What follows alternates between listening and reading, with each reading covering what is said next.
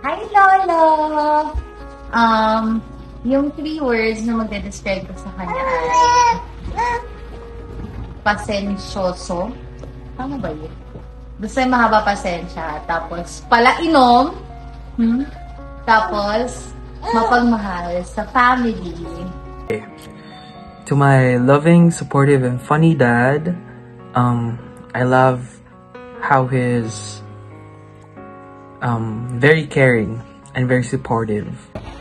Mapagmahal sa pamilya,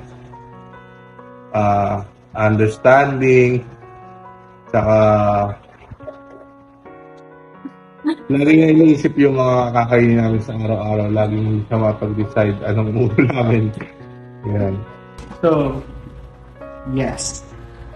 Few words to describe my dad. My tatay, my dad. Yes. Mapagmahal sa pamilya. Thank you.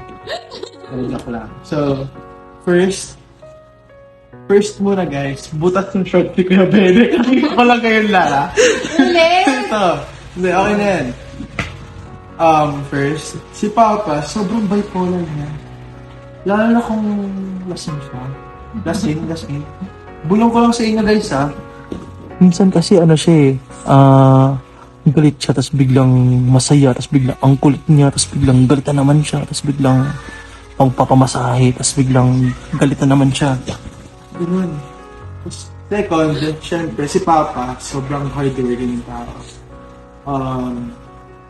Parang ang dami nang inaatupag para lang mapakain ako. Tapos, pangatlo, syempre, he's a family guy. Siya si yung malaki sa family guy. Yung malaking tatay din. Kasi, puro siya joke lang. Pero, family man siya. To the point na lahat gagawin niya para sa aming mga magkakapatid. Okay. Take two daw, take two. Landscape Sige. Ayan. Para kay Papa Etoy na sobrang maunawain, napakamapagmahal, at very supportive na father. Siyempre, ayan.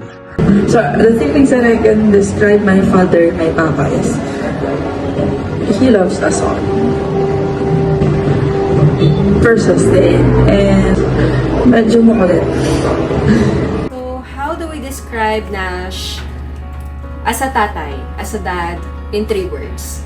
So, on behalf of his kids, Mose and Macy, ikaw ate, ano Napakasipag niya.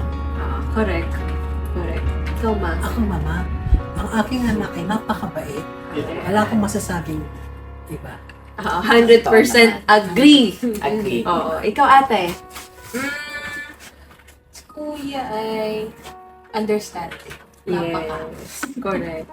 Yeah. Ako naman, sobrang haba nung pasensya niya sa lahat sa aming pamilya at sa mga anak na lalo na talaga. Kay Macy and Mose. Yeah, super haba. Correct. Si Papa, kung i-describe ko siya ay thoughtful. Yan. Si Papa ay lagi niya kami naiisip, alam ko yun, kahit nasaan man siya. Especially kung ano yung kalagayan namin. And then the next one would be malambing. Yan. Isa sa mga love language ni Papa ang pagiging malambing. At kapag nasa bahay si Papa, lagi yan naghahanap ng lambing. Either mag-uutos yan para kahit napakalapit lang ng kukunin niya, talagang pabababain niya pa kami para talagang kumaga yung affectionate siya. Ayun. At gusto niya na talagang ma-feel na love namin siya. And last, hardworking. Yan. Hardworking si Papa. Lagi yan. Tuloy-tuloy ang talagang pag-work ni Papa. Hindi lang, syempre, para sa kanya, kundi para sa amin. At alam na alam natin yan. Describe Papa in 3 words. Papa is provider, mabait, and malambing. If I were to describe my father in 3 words, I would say supportive, loving, and understanding. Okay, sa mga hindi nakakilala kay Ayan bilang tatay, si Ayan yung ama na huwag mo papakilaman yung gamit niyan. Mag-aaway kayo. Then si Ayan yung lahat ng chat niya, konting chat niya, I love you yan. Then si Ayan din yung sa mga anak niya, mahaba ang pasensya niya.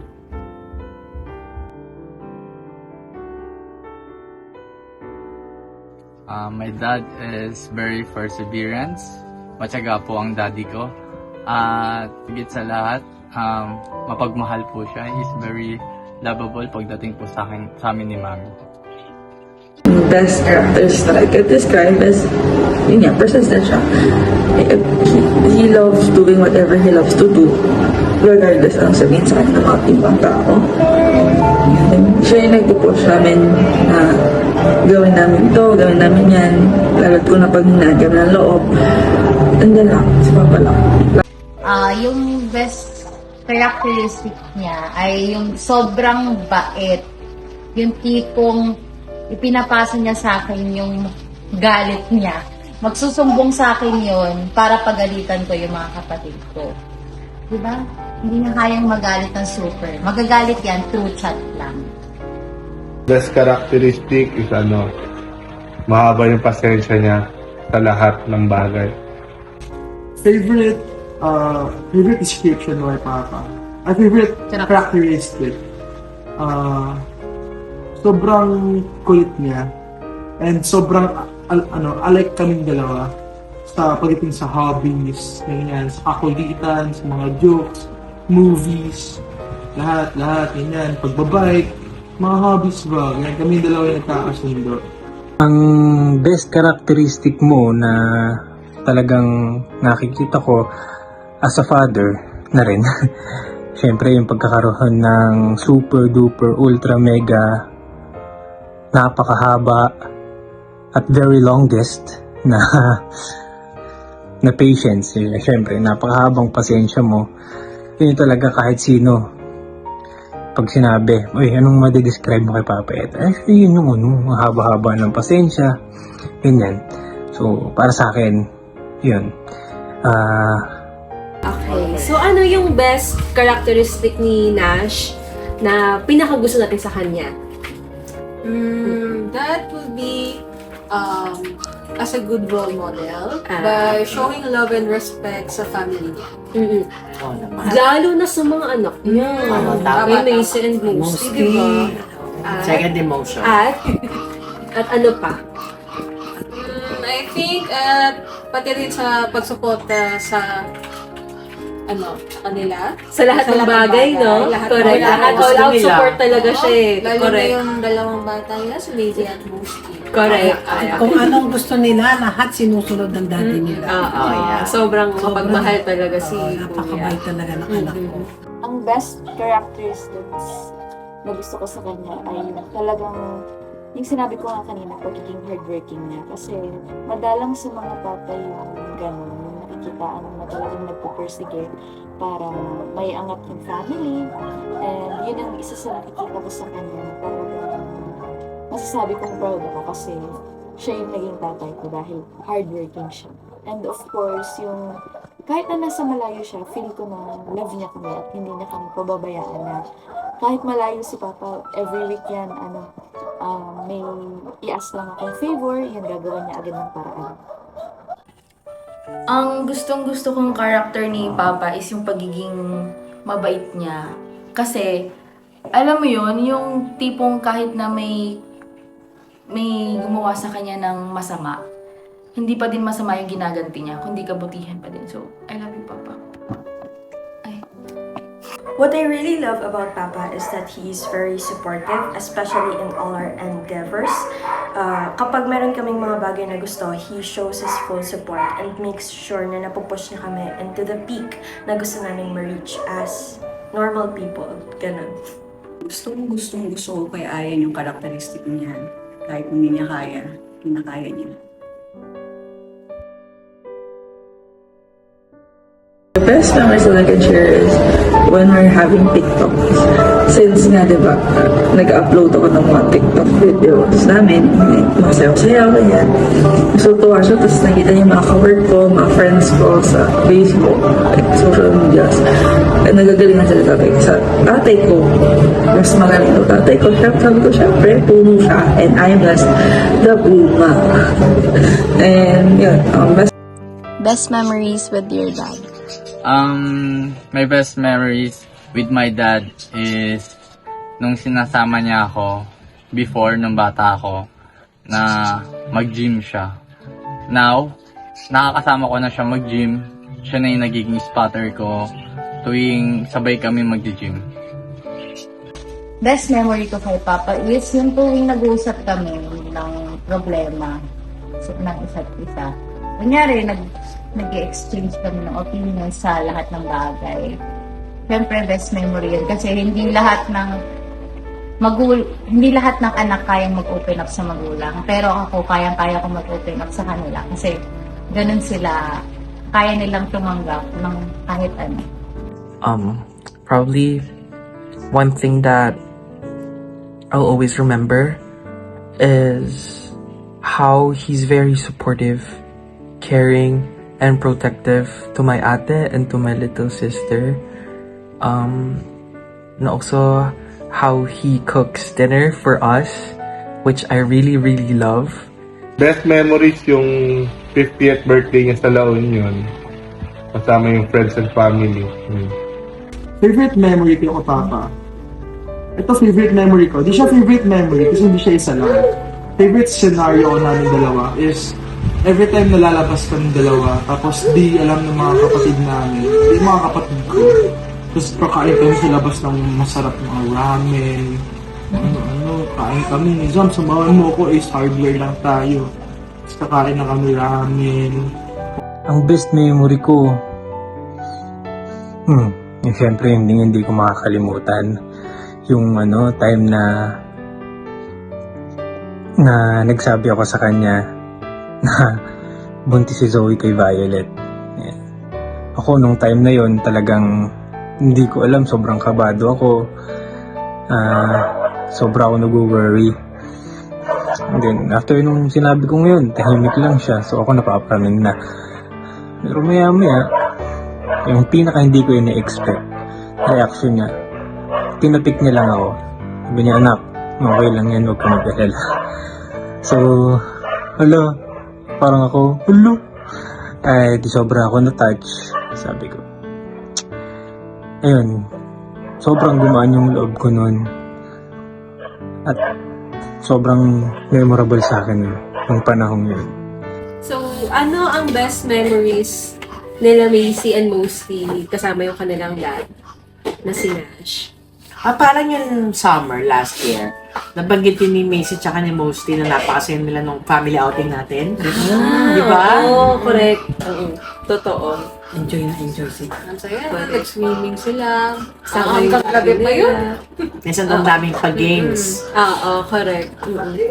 So yun yung nasabi nila sa akin.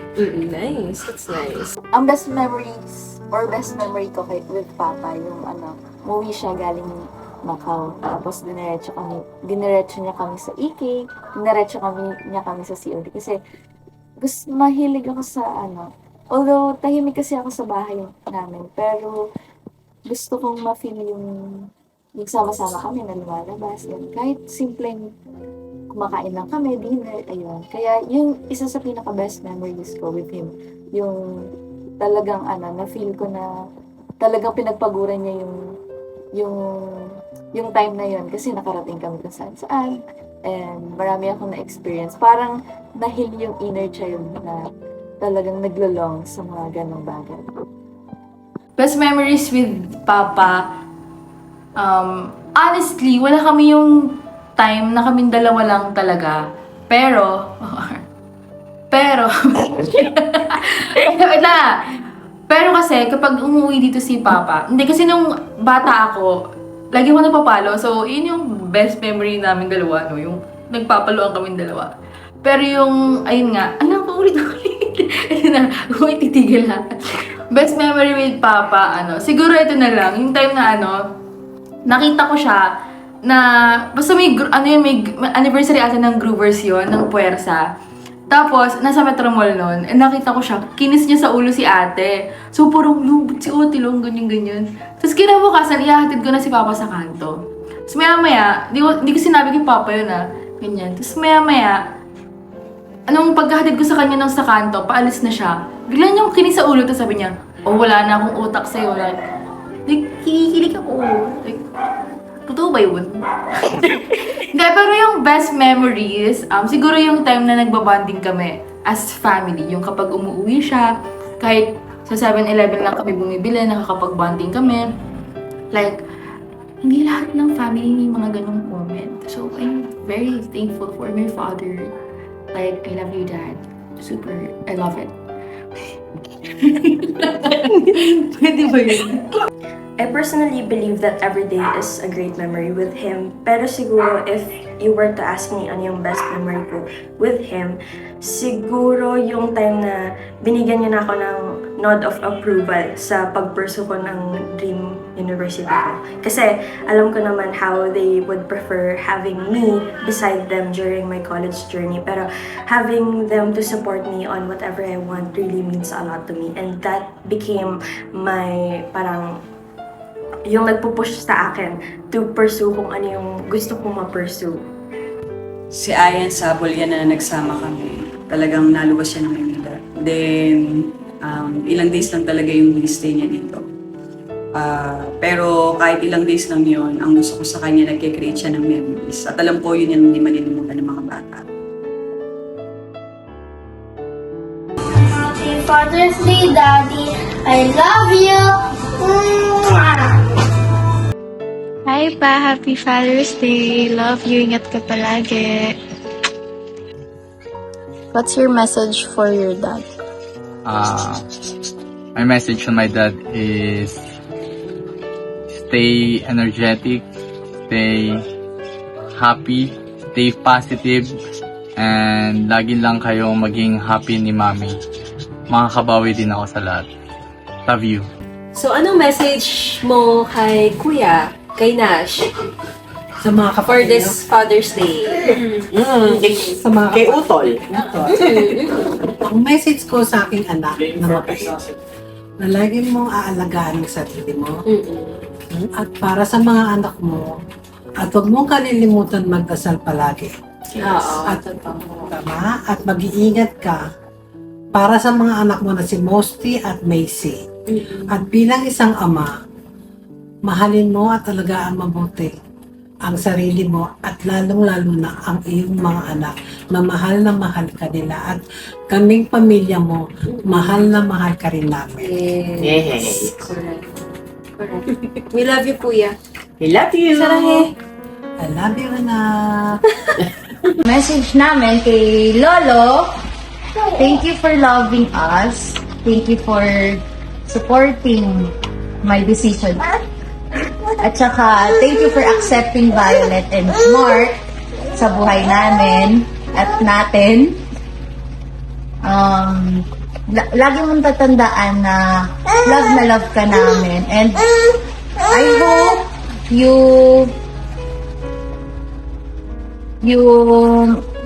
stay healthy. Lagi, kahit lagi ka umiinom, kahit hindi ka na healthy. Pero sana, isipin mo lagi yung health mo. Kasi gusto ka pa namin makasama. At, gusto kong alagaan mo lahat ng magiging apo mo sa aming apat na magkakapatid. Kaya, sana bawas-bawas mo yung pag-iinom mo. Mahal na mahal ka namin. And Happy Father's Day, Papa. We love you so much.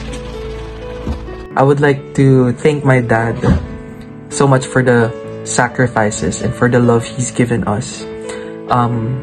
Always remember that you are one of my inspiration and my strength. And always remember that we love you, and I hope that you're always happy and healthy. That's why you should stop drinking every day, which is very unhealthy. So, Happy Father's Day, Pa. Love you. Masabi ko lang kay Tito is iwas-iwasan na yung pag-iinom, saka stay healthy kasi may mga parating na kami silang apo galing sa akin. Joke lang! Happy Father's Day po! Masasabi ko sa'yo pa, salute with, syempre, sobrang proud na proud ako sa'yo. Saka, sa pagiging ama, sobrang laki mong role model at syempre, tutularan ko yun. Yung napakahusay, napakabuti mong karakteristik, napakagandang ehemplo mo po. Lalo na sa aming mga anak mong mga lalaki. Happy Father's Day po. Love you. So, Happy Father's Day, Papa. Alam naman, although nasa malayo ka, although hindi mo kami nakikita palagi, or nafe-feel yung presence namin, but I know na alam mo naman din na we love you so much. Kahit na ano mang mangyari sa buhay namin, ano man yung dumaan ng pagsubok, alam ko na hindi mo kami give up. Kaya I personally thank you kasi dun sa mga struggles na pinagdaanan natin noon hanggang ngayon ay nakikita ko na nagiging matatag ka. Although minsan hindi mo na masabi sa akin kasi you have to be strong. But I admire you for that and I just want you to know that I love you so much. Magpupursige din ako na makatapos at makapasa para makabawi ng anak sa inyo. I love you. Ito na. My message for you, Papa, is thank you for being a father. And always naman akong grateful kasi ikaw yung naging papa ko. Kahit naampun ako, charot, di ako ampun. Pero ayun nga, thank you kasi kahit na wala ka dito lagi, you're still trying, na ma-feel namin na mahal mo kami. And thank you sa pagpro-provide po ng pangangailangan namin. Although, lagi ka nagsasorry kasi hindi mo nabibigay yung mga gusto namin. But, hindi kami nagre-reklamo. Kaya,